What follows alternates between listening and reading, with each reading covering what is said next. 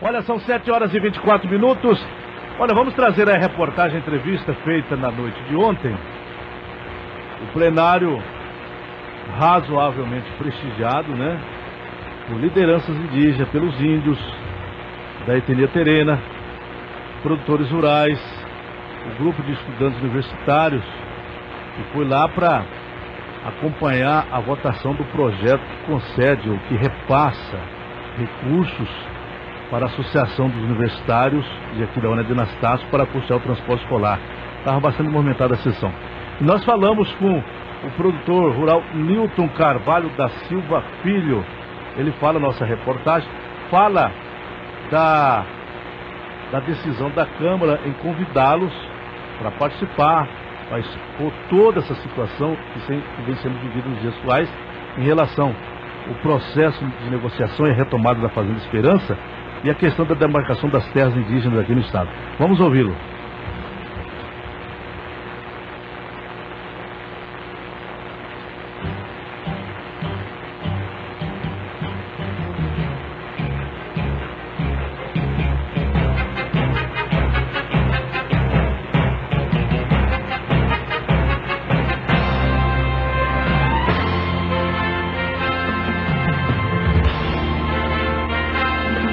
Amigos da Rádio Difusora, eu estou aqui ao lado do produtor rural, Sr. Nilton Carvalho da Silva Filho, ele que é proprietário da Fazenda Esperança, que foi recentemente ocupada pelos índios terenas, e ele, a convite da Câmara, esteve participando da sessão ordinária da última terça-feira, fez algumas explanações, e eu gostaria de saber, primeiramente, Sr. Nilton, como é que o senhor viu essa iniciativa da Câmara e o que o senhor expôs às pessoas que ali prestigiaram? Na verdade, como colocou muito bem a presidente Luzia, a gente sabe das limitações e do poder dessa Câmara até onde pode ir, porque na verdade quem tem o poder de resolver que é o governo federal, né? Mas a iniciativa é muito válida, né? Porque para que as pessoas conheçam de fato o que acontece, né? Porque hoje muito se fala e pouco se sabe, né?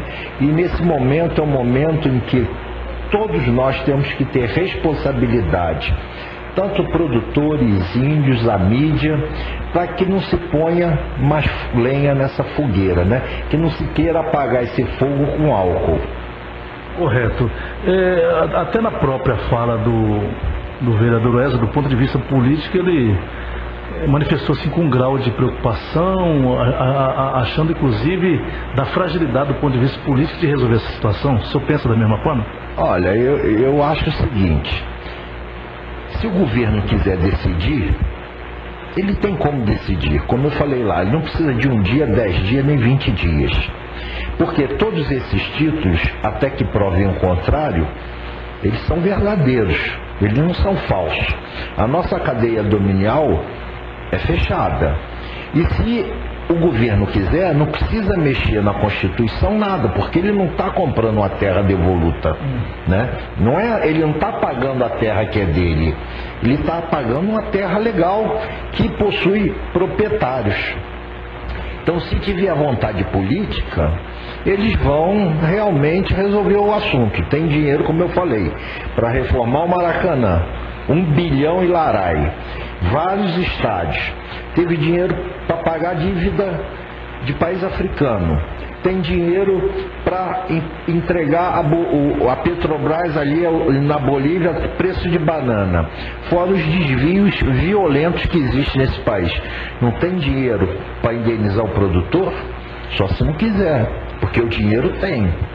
Esse processo ele não está restrito ao governo da Dilma.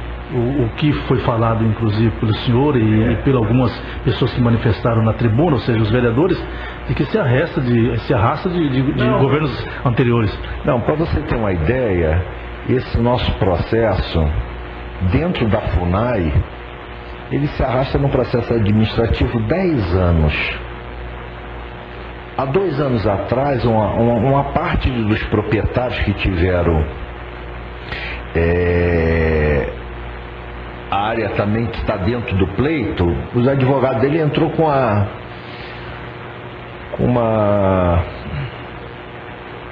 com ato jurídico, que eu não me recordo o nome, que é a coisa, mas esse processo se arrasta no mínimo há 7 anos dentro da FUNAI. Cheio de vícios. Para você ter uma ideia, eu não falei ali porque o tempo exigiu, dentro desse processo tem proprietários que não foram citados. Tem proprietário que a área dele que está dentro do pleito não foi citado, ele foi citado numa fazenda dele fora do pleito. Eu não tive tempo para falar. Isso é sério? Como é que você vai ser julgado se você não foi citado? E pelo menos 3 ou 4 não foram citados. Então, como eu falei, é brincadeira. Eu entendo o professor ali falando, mas a FUNAI não tem a menor seriedade, nem no laudo antropológico. As pessoas agem com os índios de maneira leviana. Eles criam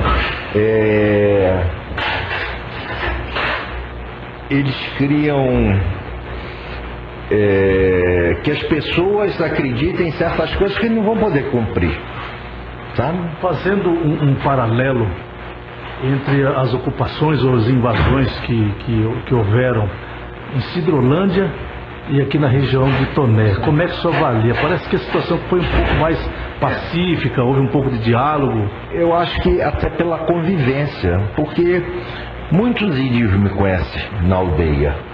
Não todos, mas muitos me conhecem. Se você quiser saber quem é o Newton, você não precisa, você vai lá no IPEG, que a maioria das pessoas me conhece, muitas pessoas, algumas no Bananal, sabe como é que o Newton age, né?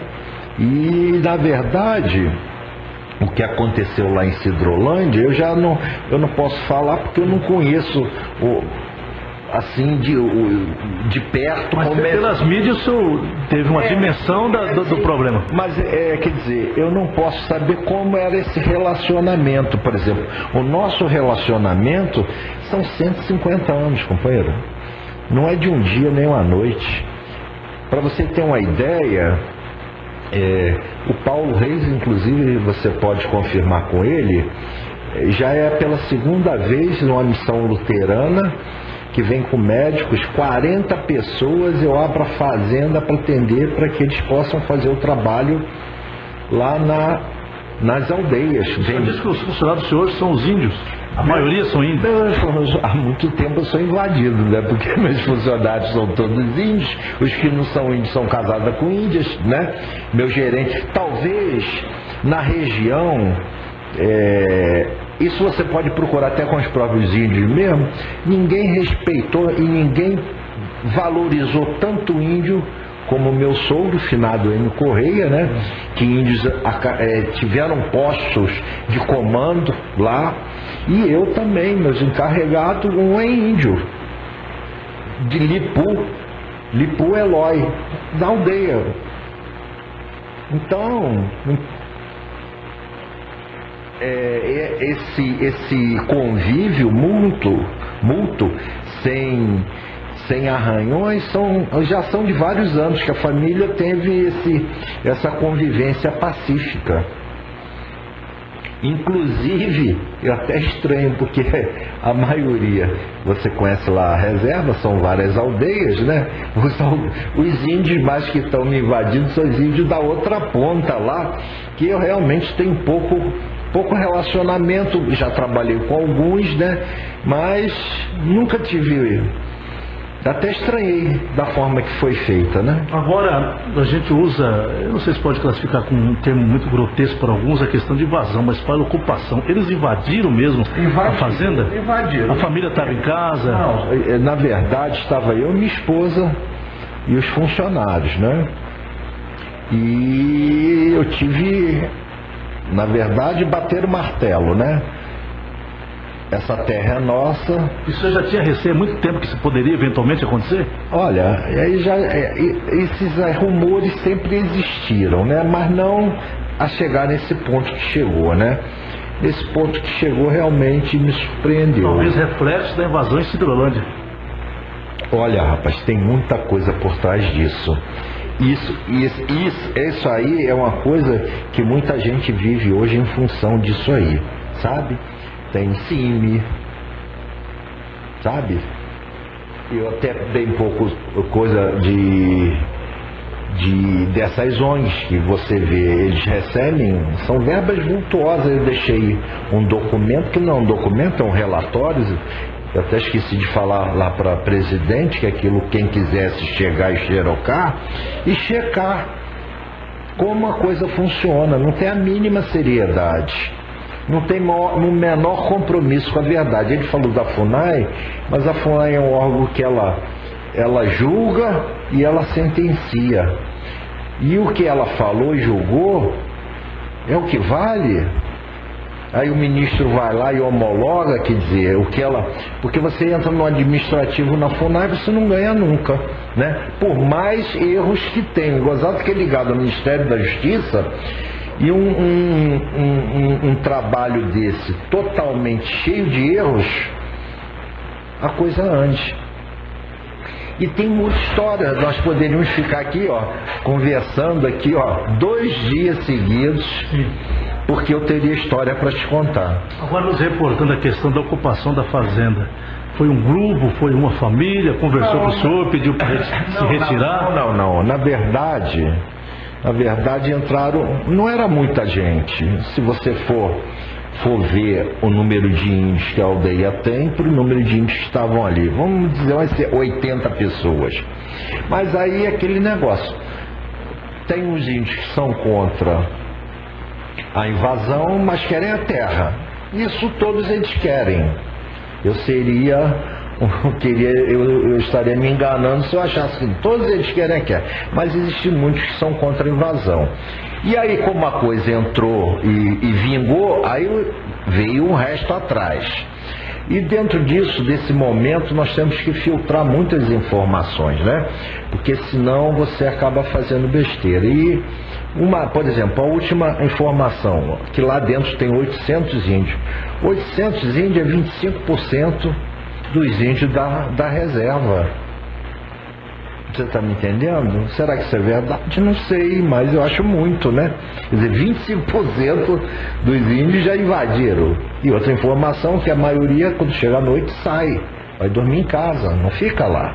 E é verdade, ele estabeleceu prazo para o senhor deixar a fazenda, a casa? Foi, eu não iria sair não, mas minha esposa estava lá, meu filho tentou ir lá, e a coisa alvoroçou, e eu sei que meu filho ia querer estar com nós, e mesmo que minha mulher eu fosse ficar lá, ele ia querer ir lá. Então minha mulher sabiamente, lucidamente, vamos embora, se você filho não foi, eu não, vamos embora, e eu acabei saindo, senão eu estaria lá até hoje. Eu não matei, eu não roubei. As pessoas lá me conhecem. Poxa, sabem quem é o Nilton. Agora, boa parte dos que invadiram é do outro lado, né? Não tem muita ligação comigo. E ali o senhor deixou bens, imóveis, equipamentos? Eu não trouxe nada, tá tudo lá. Até porque, antes de sair, nós nos juntamos, os caciques. Tem um rapaz que é lawyer, é índio, advogado, mas ele é do CIMI, que eu já estou sabendo, né? E nós fizemos, vamos dizer assim, um acordo em que ficou estabelecido que eles se comprometeram em não mexer em nada, né? Que não iam mexer em nada, e até o presente momento estão respeitando. Gado, criação? Está tudo lá, não tirei nada, está tudo lá. A única coisa que eles fizeram, que acabou a água da caixa d'água, é roubar a porta para ligar o motor para encher a caixa d'água. Mas no mais não mexeram nada. Em nenhum momento nesse período houve algum clima de animosidade, de desentendimento? Geralmente as pessoas, eles ligam muito isso à violência física, né? Foi como eu coloquei lá, violência física. Se eu estivesse falando que eu sofri, eu estaria mentindo. Agora eu sofri uma violência muito maior, que são os meus direitos, né? Eu sou um cidadão cumpridor dos meus direitos, respeito a lei e as autoridades, e no momento eu me vi julgado, sentenciado por alguém que não tem esse poder. né? E ali, nós estamos ali com professores, independente de ser índio, negro, né? Você vê que são uma pessoa esclarecida, né? Então eu chego aquilo assim, ó, você não quer me dar isso aqui, então eu vou te enfiar o revólver e falar, não, você tem que me dar. Eu acho que a coisa não caminha por aí. Então, nesse sentido, eu sofri violência, sim. Para a gente concluir, o senhor certamente entrou com alguma ação judicial para se reintegrar à propriedade. Nós já demos entrada na reintegração de posse, né? E estamos aguardando a decisão. Agora está devido a esse trancamento, né? Devido à Cidrolândia, ela ainda não saiu. Mas o advogado acha que até o dia 20 ela sai, até porque por ser índio, né, a FUNAI tem que se manifestar e o Ministério Público tem que se manifestar, né? Nós temos toda uma documentação legal, até que prove o contrário. A nossa posse é mansa e pacífica. A aldeia já é demarcada e homologada. Quem mediu a aldeia foi Rondon. É que eu não podia entrar em fatos históricos, porque se a gente ficar discutindo história, não resolve, a gente tem que resolver. Mas a aldeia foi demarcada por Rondon. Rondon, quando foi fazer a demarcação, ele chamou todos os lindeiros confrontantes, né? Na época eram os coronéis, né? E a reunião foi na casa de um cacique na aldeia do Bananal. Não foi na casa do coronel, não, foi na casa... E todos concordaram. Isso o professor ali, não, mas isso é fato, não é o Newton que diz. Isso aí você pode pesquisar, isso é verdadeiro. Quando a aldeia houve várias, eles chamam reviventação, todas as medições bateram com a medição do Rondon. Então, a área das propriedades lindeiras não sobrepõe a área da aldeia, sabe? Agora, se a gente tem que voltar à história, nós teríamos que voltar ao início da história. Eu não posso pegar uma parte da história. Então, se nós vamos pegar a origem do índio Terena, todos sabem que é charco paraguaio. Que o índio Terena, como o índio Caduel, na colonização, foram, quer dizer, perseguidos pelo espanhol, e aí sim eles passaram para o lado de cá.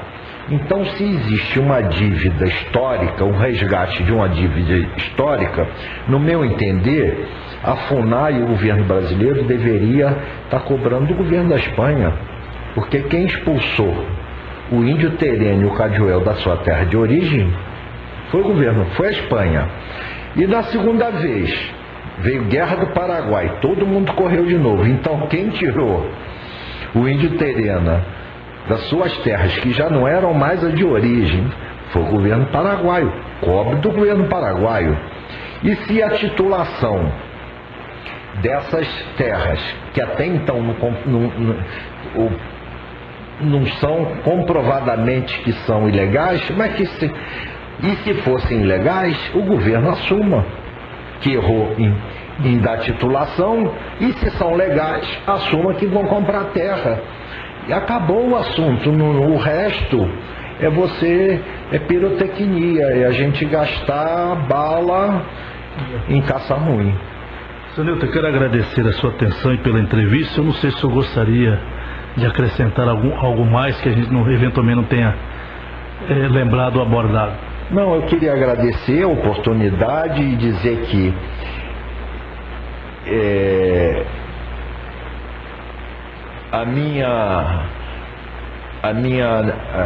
na verdade, eu desejo que isso se resolva o mais rápido possível, né? Porque, como eu falei, eu tenho contas a pagar, tenho empregado, a minha vida continua, a minha vida não parou, né?